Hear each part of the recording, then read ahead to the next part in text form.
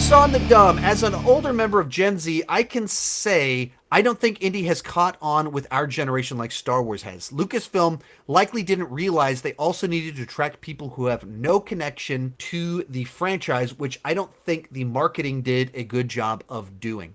That's probably very true. Before Crystal Skull came out, there'd already been 6 Star Wars movies. So there's twice as many Star Wars movies prior to Kingdom of the Crystal Skull. In the time since Crystal Skull came out, we've gotten Clone Wars, Rebels, all of these Disney Star Wars films, all these other Star Wars TV shows, a whole like gigantic promotion of a new series of books, a ton of video games. Star Wars is this gigantic, robust franchise. Indiana Jones is not.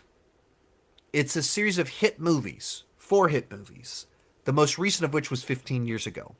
There were some books. I read the Choose Your Own Adventures back when I was in the early 90s. I read the Choose Your Own Adventures. There was a TV show 30 years ago that ran for 2 seasons, and it was exciting when it came out, and then it kind of dwindled off. There were some video games in the 90s when Lucas, the Atlantis games, or a couple other ones in there. But what Indiana Jones stuff have we gotten in the last 15 years? I'm not aware of a Indiana Jones book that got any traction or anything in the last 15 years.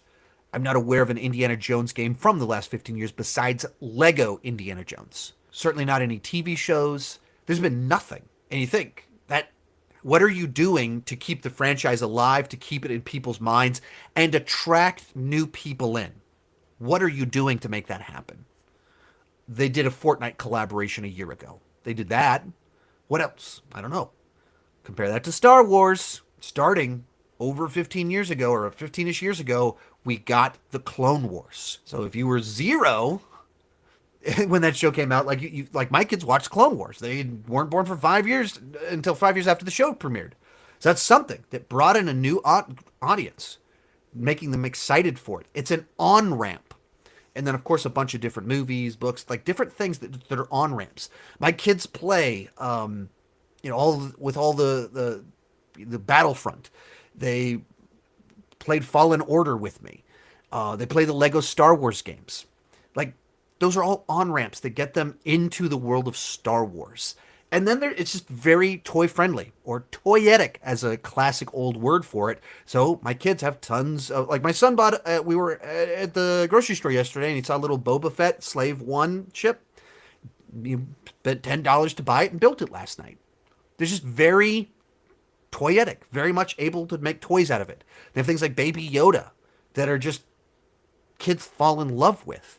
That my 4-year-old doesn't really know anything about Star Wars. She loves Baby Yoda. Well, when we were checking out at the grocery store last night, my daughter was wearing a Star Wars shirt, or Chloe was wearing the Star Wars shirt, the older one, and so the guy bagging their stuff started talking with them, and Kirsten chimes in, "I love Baby Yoda." He's like, "Oh yeah, he's really cute." What's the equivalent of that for Indiana Jones?